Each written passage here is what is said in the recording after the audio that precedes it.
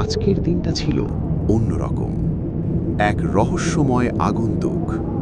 সূর্য যখন পশ্চিম আকাশে ঢলে পড়ছে, ঠিক তখন মরুভূমির নিস্তব্ধতা ভেঙে একটি মোটরসাইকেলের গর্জন শোনা গেল।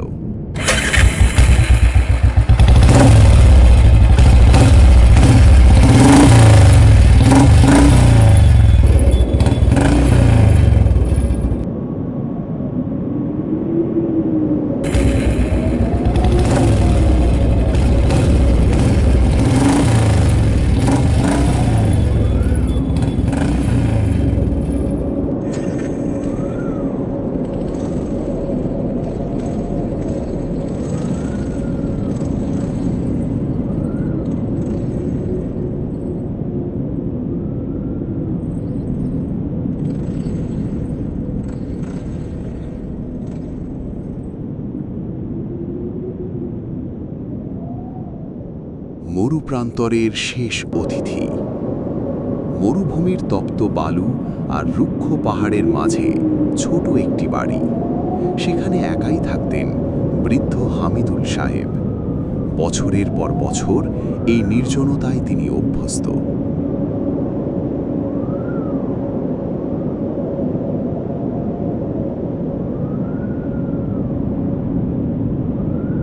দেখলেন ধুলো উড়িয়ে এক যুবক তার বাড়ির দিকে আসছে। পরনে তার নীল শার্ট, চোখে মুখে ক্লান্তির ছাপ। যুবকটি বাড়ির সামনে এসে থামল এবং অস্থিরভাবে ফোনে কারো সাথে কথা বলার চেষ্টা করতে লাগলো, কিন্তু নেটওয়ার্ক নেই।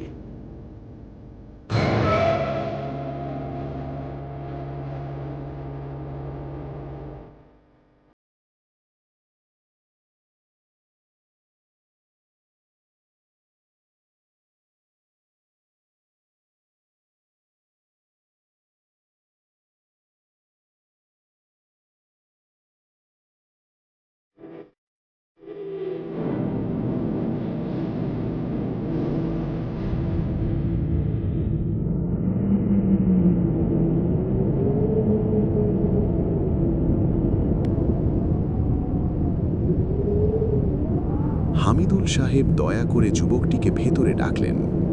ঘরটি পুরনো, সিঁড়িগুলো নড়বড়ে, আর চারদিকে ছড়িয়ে ছিটিয়ে আছে পুরনো দিনের স্মৃতি। যুবকটি নিজের পরিচয় দিল। তার নাম সোহাগ।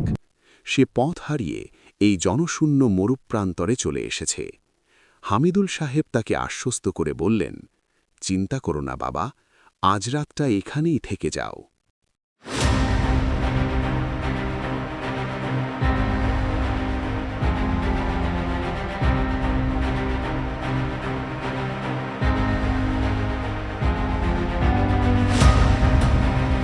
রাত বাড়ার সাথে সাথে মরুভূমির আবহাওয়া বদলে গেল।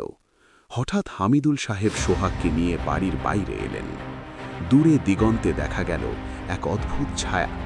কোনো এক অজানা ভাইরাসে আক্রান্ত এক জম্বি টলটলে টলতে তাদের দিকে এগিয়ে আসছে।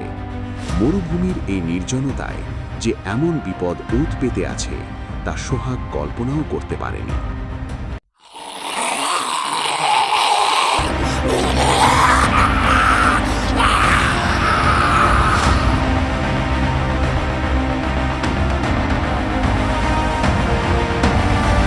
কিন্তু সে অবাক হয়ে দেখল হামিদুল সাহেব মোটেও ঘাবড়াচ্ছেন না।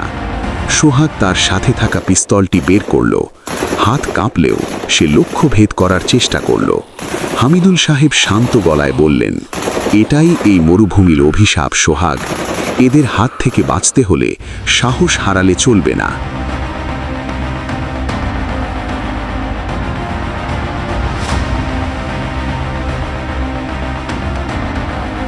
সারা রাত যুদ্ধের পর যখন ভোরের আলো ফুটল, তখন জম্বিটি আর নেই। হামিদুল সাহেব সোহাগকে বিদায় জানাতে বাড়ির বাইরে এলেন। মরুভূমির দিগন্তে সূর্য উঠছে। সোহাগ তার মোটরসাইকেলে উঠে স্টার্ট দিল। সে বুঝল, এই জনমানবহীন মরুভূমিতে হামিদুল সাহেব আসলে সাধারণ কোনো বৃদ্ধ নন। তিনি এই সীমান্ত পাহারা দেওয়া এক নিঃসঙ্গ যোদ্ধা।